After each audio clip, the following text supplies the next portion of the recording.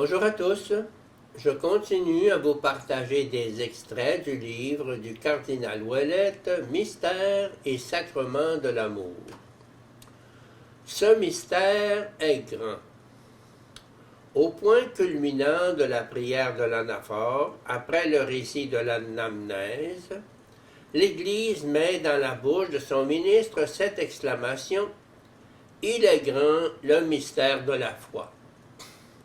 Ce cri de jubilation se réfère à l'événement qui est en train de se produire, à savoir la conversion des éléments qui représentent la vie et le travail de l'homme au corps et au sang du Christ par la puissance de l'Esprit Saint.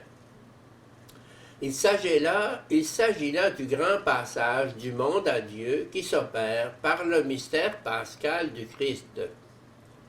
Cet événement est le mystère de la nouvelle alliance, la rencontre nuptiale du Christ époux et de l'Église époux, qui naît de son côté transpercé.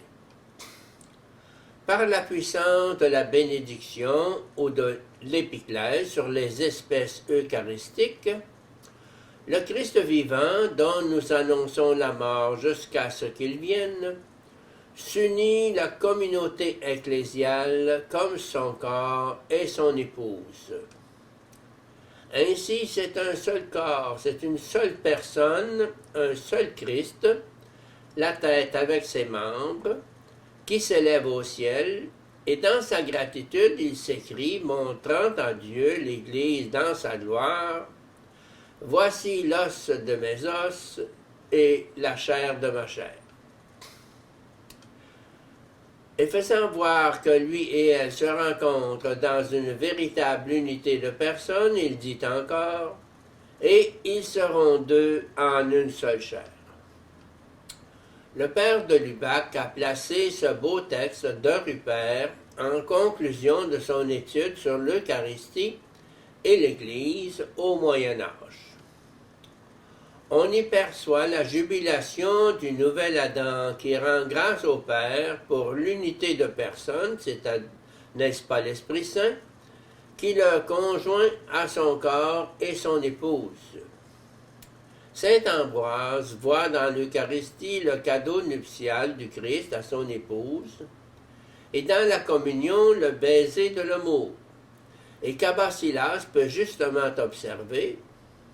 Le pape Jean-Paul II relit en parallèle le texte de Genèse 2,24 et celui d'Éphésiens 5,32, en soulignant que le don du Christ pour l'Église n'est pas seulement un amour rédempteur, mais un amour proprement sponsal.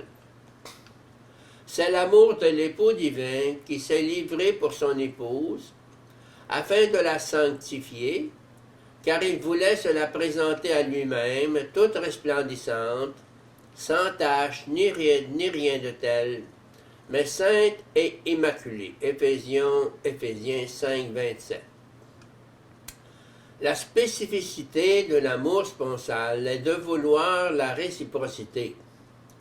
Entre le Christ et l'Église, la réciprocité peut être parfaite, parce que le Seigneur lui-même, par son don eucharistique, dilate la possibilité d'aimer de l'Église, de l'épouse. Que l'on pense à Marie, nouvelle Ève, au pied de la croix, où le symbole nuptial trouve sa pleine réalisation.